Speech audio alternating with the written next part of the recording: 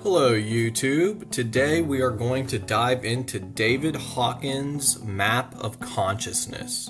So this is a profound idea, right?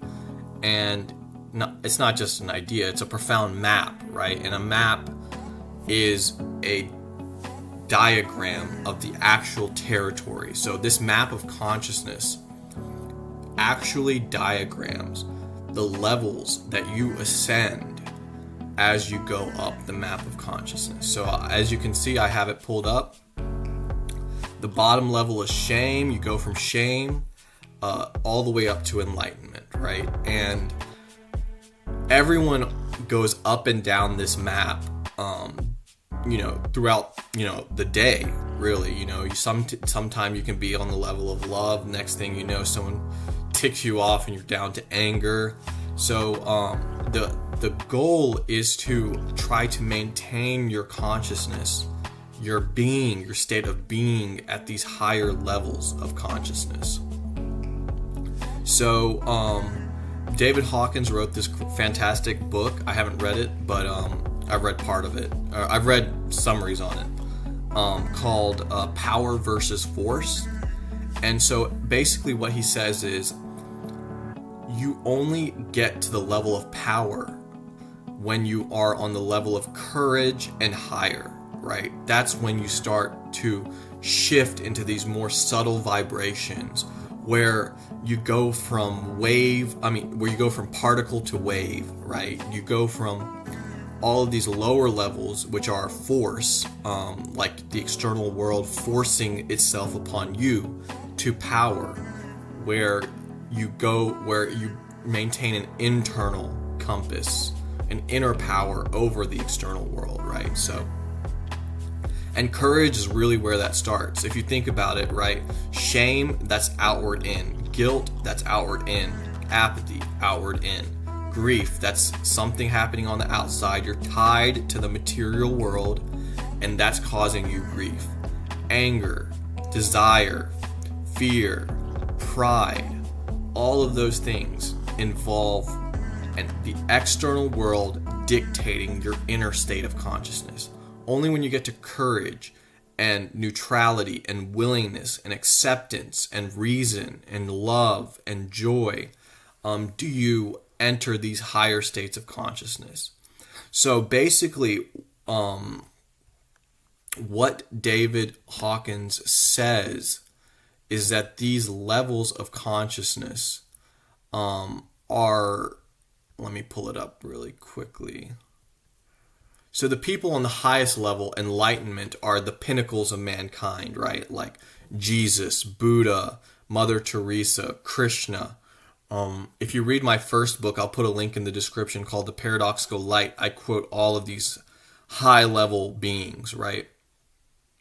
So what David Hawkins says is the world is generally on these lower frequencies of vibration, right?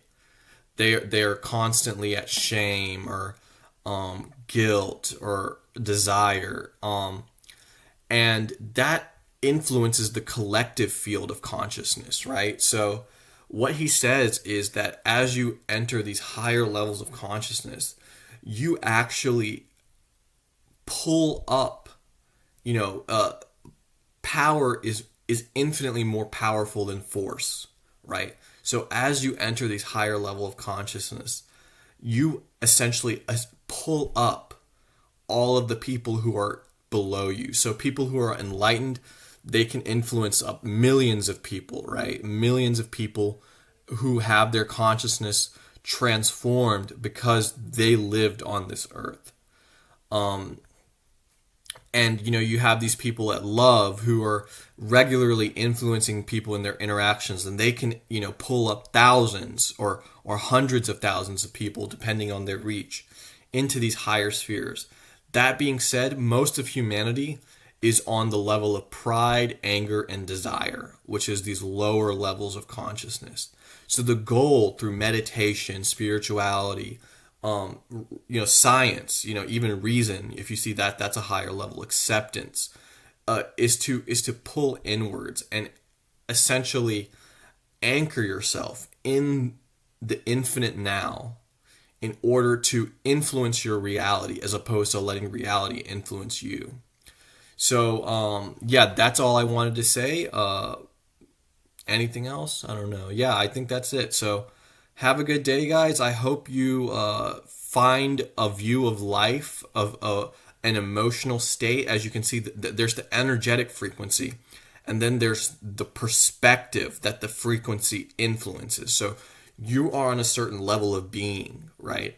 And that being associates with your emotions and thoughts, and that in turn associates with your behaviors. So, I often find myself on the level of love and reason, I would say, but I do fall into desire, I do fall into anger every now and then, but usually I'm on these higher levels, and that's not to say like, oh, I'm better than you. I've just, put the work in. Anyone can get to that level if they so choose. But I definitely have a meaningful perspective of life and harmonious. I work on forgiveness every day. I work on serenity every day. Every now and then I feel bliss and life is just perfect. But yeah, I don't think I've ever hit enlightenment, unfortunately. So, but yeah, that's all I wanted to say for today. Have a good one, guys.